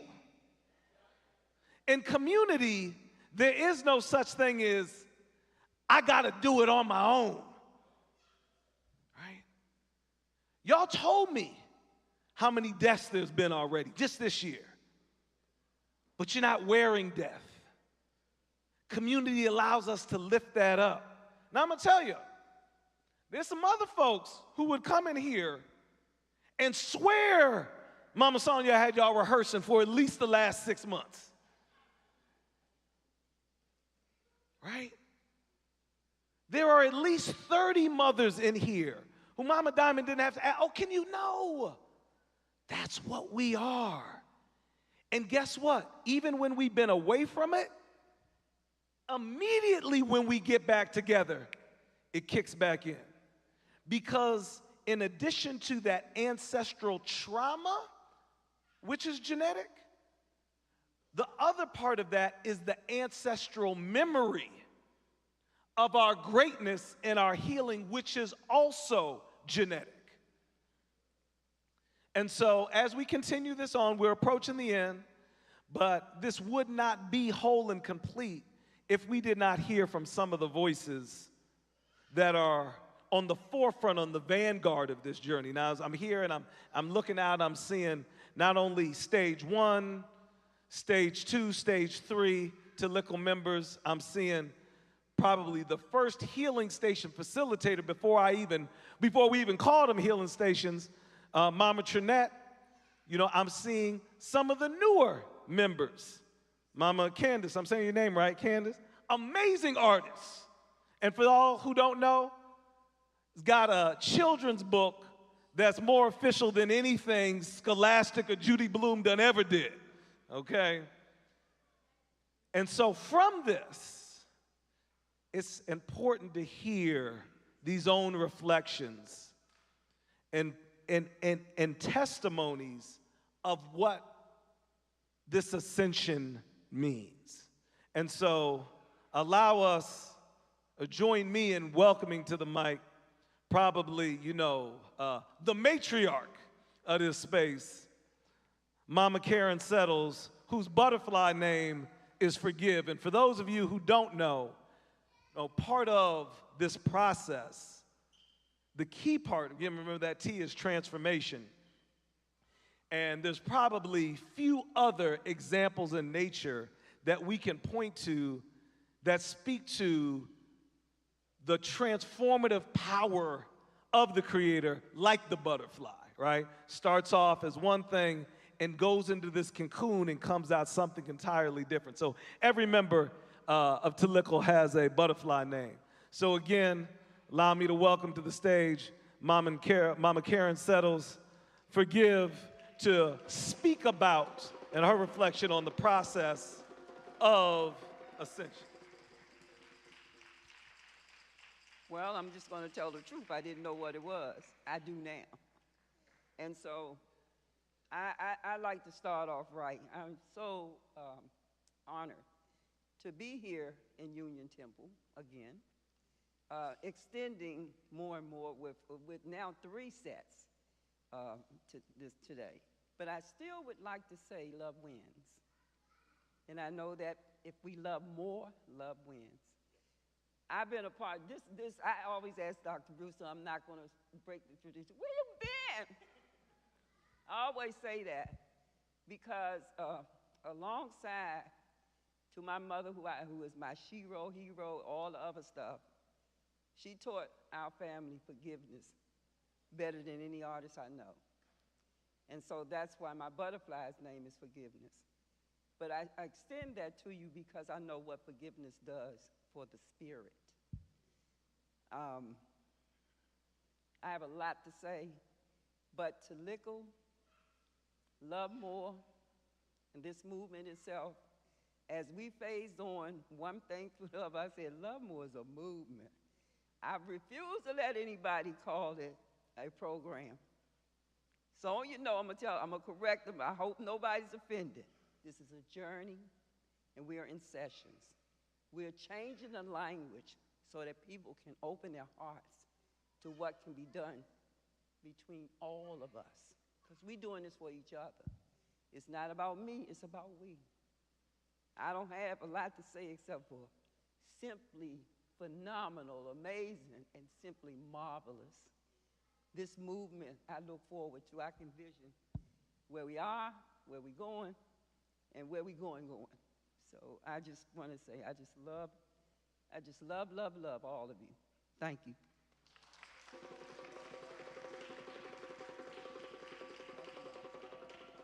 Oh, wait a minute. It's a lot I didn't say. I want to thank Baba Yohanse for always inspiring and lifting us up, giving us memories of things we didn't know we knew. Half of them we do know, but he lifts it up and he reminds us to remember. And I'm very grateful for that. Thank you.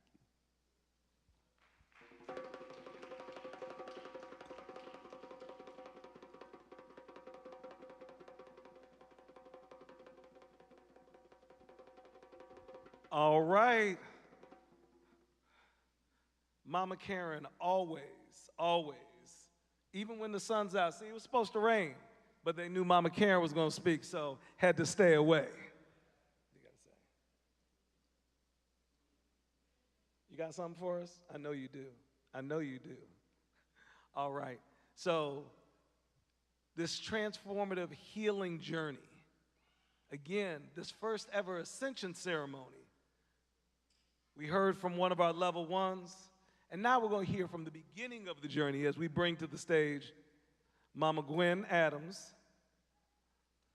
whose butterfly name is Lady Euphoria. Now, come on. Now, that's the name right there. Lady Euphoria. And I'm going to tell on Mama Gwen because, and see, this isn't fair because we're standing right next to each other. This is the first time we're seeing each other in person. But when she was in one of the healing stations, and she said, and the next time there's a 0 behind my age, it'll be 80. Even from the screen, I knew she was lying, okay? That was before we're here, so I said, impossible. But again, just the testimony to who we are. So thank you, Mama. Thank you so much.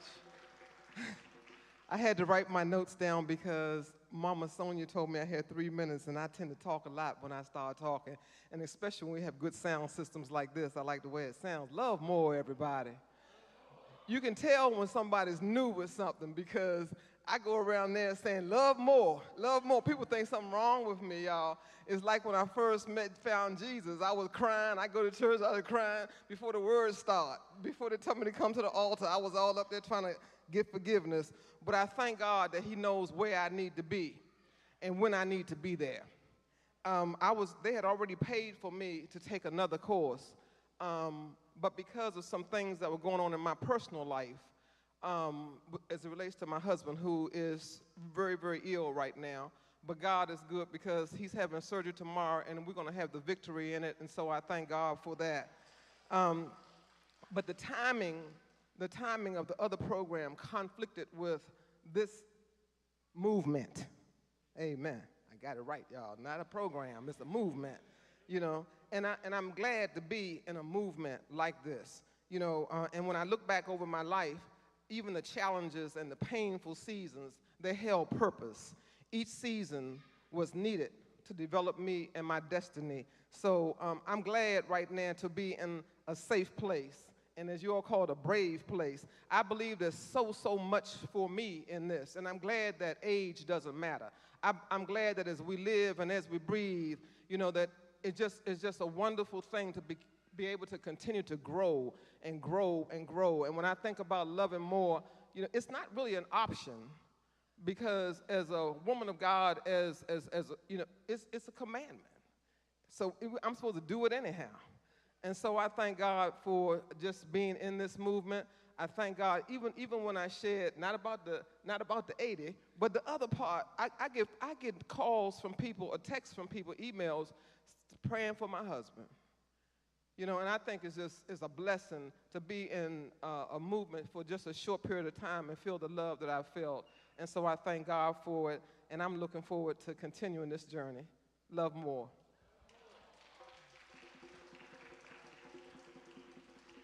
Thank you, Mom. All right. And as we're approaching towards the end, we're going to circle back and bring back up our leader here, Dr. Bruce Purnell, to talk about what's next. Y'all remember, just like a commencement, this is a beginning, and the ascension never ends. All right, love more. I think everything's been shared. What's next? But one thing I want to stress is that this doesn't end. Like Mama Gwen said, this is not a program, this is a movement. It's not a program, it's a culture. So we're a culture. Like, it doesn't end. It's not like, okay, at a certain time, it's over. This is not over. Love doesn't end. Love's perpetual. And there's something so special about the energy of love. It has the power to transform every other energy. So that's how we know the pain can go. We know we can rewire our whole systems, like in love, in the vibration of love, and we can ascend out of this trauma. And that's what's next. We're going to love like we've never been hated. We're going to express ourselves like we've never been judged. We're going to affirm our desires until they become self-fulfilling prophecies. We're going to dream like we never had a nightmare, energize our lives like our spirits have magical solar panels, reflect light like the sun is our mirror. Then we're going to smile so hard that we blind the haters. That's how we're going to do it. And it's so special to do with y'all. As I look out, sometimes it's cool to be in the back and watch and be able to see the vibration of what we're creating and the replication of it. Like, as it starts as a snowball, gets bigger and bigger and bigger, and now it's rolling further and further, and every energy wants to replicate, so does love, and that's what we're doing. So leave you with that. So, you know, love wins is what's next. We're going to demonstrate that. And we're going to demonstrate that there's not those children or the children, it's our children. It's not the seniors, it's our elders. We're going to change the narrative. We're going to change our language, right? And we're going to see our children as future butterflies, not caterpillars, right? Because if we saw them as butterflies, we would protect their journeys. Sometimes they don't even know they're caterpillars, and we don't. Sometimes we celebrate the beauty of a butterfly without ever even acknowledging the journey of the caterpillar, right? And sometimes it's hard to get the transformation. We got to acknowledge that, man. Sometimes it's hard to be in that vibration knowing we're going to change, but if we know we're going to come out flying, what kind of butterfly are you? And lastly, you know, like, it's probably 1 in 40 billionth chance. Like, so it will be easier to hit the lotto than for you to be alive today, right? Especially as being black in America. There's about 8 billion people on the planet, right? The idea that you're alive in this moment is a far reach, and Reverend Will Wilson said it. Like, it's a miracle you're here today. But the question is, what do you do with that miracle? That's the question. What are you going to do with that miracle that you have of a life? What do we get to do with it? Living's not about avoiding the next traumatic experience. Living's about like moving to joy, right? We have a birthright to experience joy, and that's where we're going, y'all. Hey, look, I love y'all. And also, you have an index card. So this piece is about burying trauma, right? We're burying the beefs. We're burying trauma, right? So write on that card what you're going to bury. Some kind of resentment that you're holding. Right on that card, we're going to bury it, right? And it's going to be, is there a bucket? It's going to be a bucket. It's going to be something that you can drop that piece in. And we will let you know later. We're going to have a ceremony where we're actually going to have a funeral for the trauma. And we're going to celebrate life while we're going to bury death. Like, the celebration of life is so much more powerful than the mourning of death, right? So we're going to be in the vibration of celebrating our lives. All right, love y'all, and we see you in the next one. All right. Make sure if you need an index card, make sure you let Mama Sonia know, and Mama Sonia has the bucket that we will be placing those in. So as we wrap up, again, I want to thank you all for coming out, and not just coming out, right? Because we can go out anywhere, but to being a part of this. Every single one of us is key to being able to create this energy and continuing it moving forward. Remember, Ascension, there is no, it's like infinity. There is no end. We can always keep rising and rising and rising up. And before I end, I want to share my own reflection of something in the last year that Love More has done for me. And I'm going to ask somebody to stand up. Mama Tracy, can you stand up real quick? All right, let's hear it from Mama Tracy. I'm asking Mama Tracy to stand up because she's done something that I haven't seen any world leader do.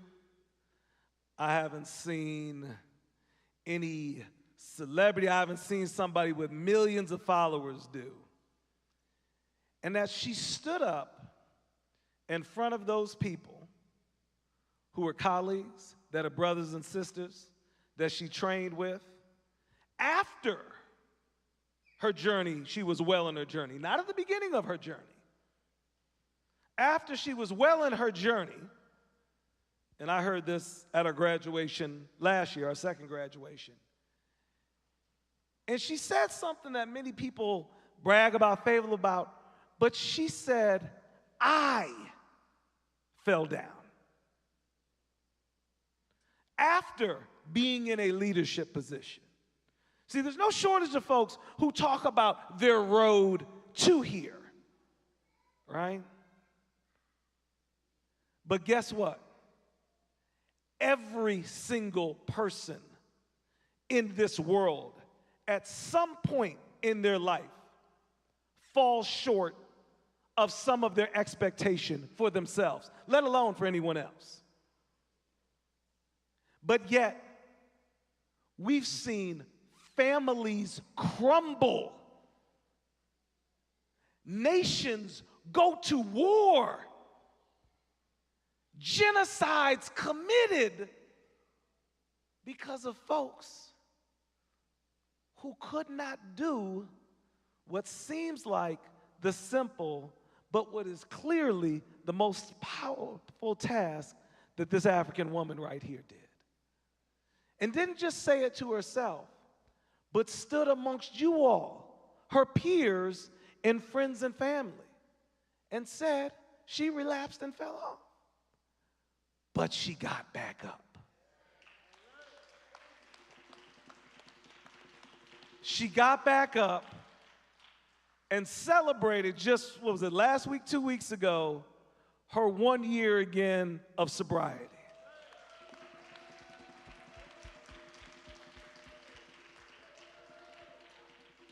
Do you know how hard that pride can be to put aside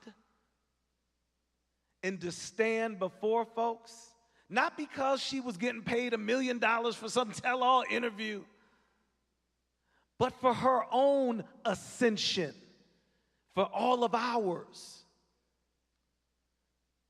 So since that was, last September, last August? Since then, I literally have been thinking about that every month when I've gone through my own journeys and own tribulations, because we cannot ascend if we don't have a place to let go and to unload. Because if you don't, you keep carrying it with you. And then becomes more and more because you know other people knew you fell off. And so you waiting for when the lie's gonna be exposed. Right? That was the beauty of the Million Man March. All the speeches and all that were great, but an opportunity for over 1 million black men to atone and put forward and say, yes, we messed up, we fell off, we hurt all of these pieces, but I am still worthy and of value. And so, yes, there will be many times in many of our lives where we find ourselves falling short to some degree. It may be by a short margin or a large margin. But when you do that, understanding that there is no end to this pathway of ascension, I entreat you to remember the words of Mama Tracy. I remind you to look to the example, not of any president or world leader or king or queen, but of this queen amongst us. Thank you, Mama Tracy. And as I share my thanks, we absolutely could not leave here without again acknowledging Pastor Reverend Dr. Willie Wilson for creating this space and inviting us in, for the current pastor, Sister Reverend Anika Wilson Brown. I also want to acknowledge, I know he was here earlier, Brother Dwayne Farwell, the creator of Together We Rise, and I see many of the brothers, the violence interrupters that are here. I know some of y'all had your shirts on. Again, remember, this is a community. This is a partnership. We cannot do this on our own, not as an individual person, not as an individual organization, not as an individual community. So we give thanks and praise for the incredible work that Together We Rise was doing. And though, of course, she asked for no recognition, Sister Sonia Cooper. Come on, stand up. Come on, Mama. Listen. This would not be possible without you.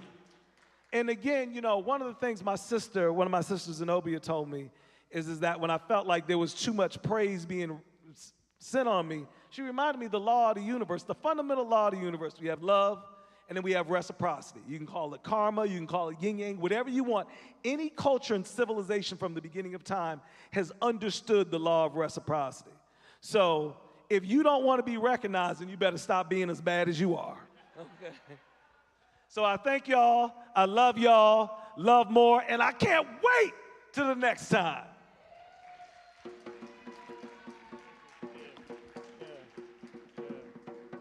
Also want to announce my Bowie family, 30 years, talk about HBCUs, and I would say about giving back, 30 years, we still connected, and we still, rock like that. Can y'all stand up for me? It's DC Alumni Association for Bowie State University. Thank y'all so much for supporting. My coach, when I played basketball at Bowie State, my coach, we're closer today than we was then, because he used to kind of abuse us while we was on the, no, that's all right, I'm quicker than that. But yeah, no, but that's my coach, we close there, and really the idea that it doesn't end, right? These relationships continue, and I love this, brother. I appreciate you. Thanks so much for being here. And that's just how it goes. All right. What's that? Oh, yeah, downstairs, there's refreshments also. We're not going to leave y'all like that. I know y'all was waiting for us to say, where the refreshments at. So downstairs.